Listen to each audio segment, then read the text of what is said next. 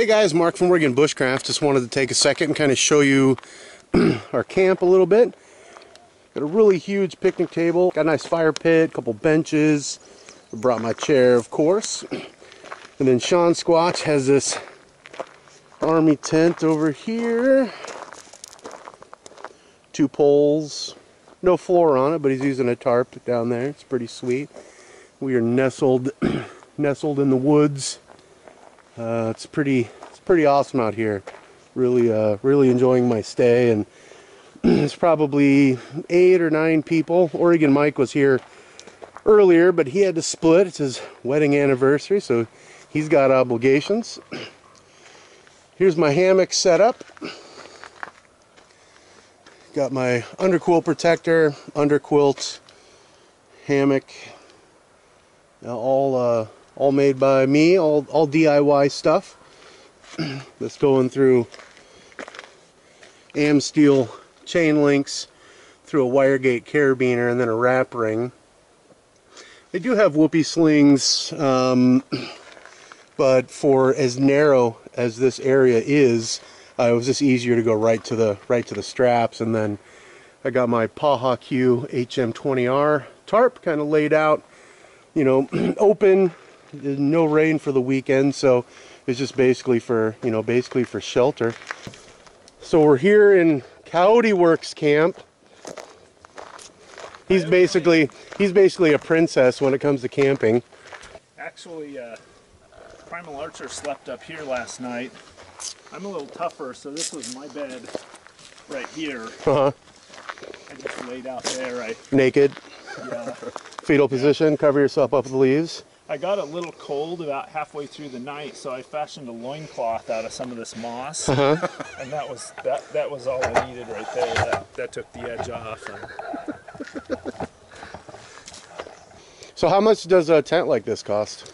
So this particular model right here comes with an annex that attaches here, makes a second room down there. With the annex, it's 14 or either 1,400 or 1,600, somewhere in there. I can't remember. And is it rated for highway speeds? It is. It is. You can have up to 2 sleepers, up to 65 miles an hour. In fact, that's a nice way to ride in the summertime. You just open the front and the back, you get a nice cross breeze through there. That's the old Redmond air conditioning. Yeah. It's kind of like the Conestoga rides of yesteryear. For car camping, I actually really do like it.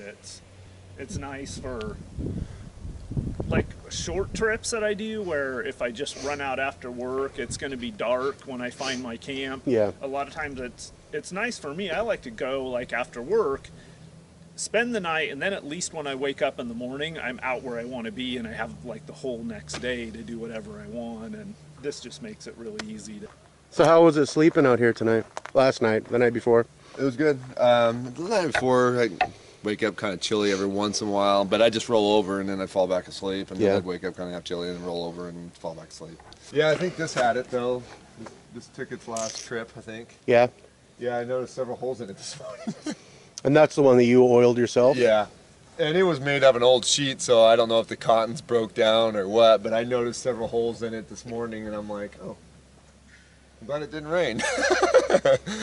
Well, and stuff like that's cool too, because it's not, you know, if you had to throw it away or deconstruct it, you're not out a lot of money. And and this was really a test, just to kind of test the waters. We had the sheet, so I'm like, oh fuck, I have the sheet. I'm just gonna, this was these tie-outs were just some old canvas that I had laying around. So I had all the materials. So I was just like, oh fuck, I'm gonna sew together and see if it works, and if it does, and. How long has it lasted now? I've used it throughout the winter. Like I said, if it was probably a brand new sheet and not some old sheet that had been washed and, it was just worn out, it probably would have lasted longer. But, through my experience and just kind of going through the process and everything, I think there's probably better options out there, and I probably just won't do it again. I mean, quite honestly, but people that are into the whole bushcraft, it's really bushcraft, yeah. But I even read an old text, and the guy said in there, never put linseed oil on your tarps because it will rot. They will rot out. Right.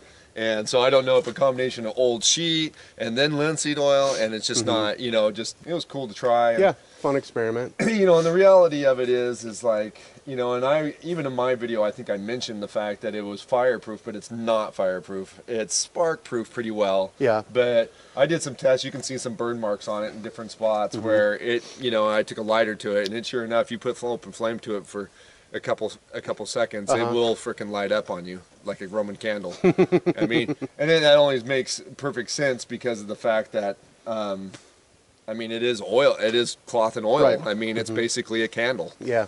You know, Now, weight-wise, do you think that's a good choice, weight-wise? not for backpacking. I built this for truck camping. Yeah. I didn't build it for hiking out. I would never take this thing. This thing weighs 6 pounds. Jeez. You know, I would never take. I mean, I take it to the bush camp. You know, what we got, but that's only like a mile and a half hike. Right. You know, I take a lot of things that wouldn't normally take to the bush camp. Right. But you know, if I was going on a more extended hike, like some of the backcountry fishing that I plan on doing, where I'm going to be going, you know, 5-6 miles back in the backcountry, I'm taking my sil nylon. It weighs nothing. Yeah. You know, compared to this thing. And you know, the main reason why I got this is for winter camping. I wanted something that could stand up to fire and sparks better, and this does do fine with sparks. Right. But you just don't want to touch an open flame. It will totally catch fire. But it will. I mean, I had like at the bush camp, you could look down the back side of it when I'd get up the next morning, and there was ash all over the back of it. Oh, wow. You know, and if that would have been a sil nylon, you know, Yep. I would have been looking at the stars that night. You know what I mean? Yep. So. But yeah, I mean, it was like I said, it was a fun project.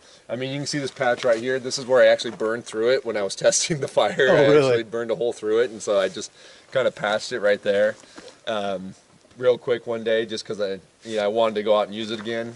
Yeah, I don't know. I'm going to try some different things. Come next winter, we'll try something else.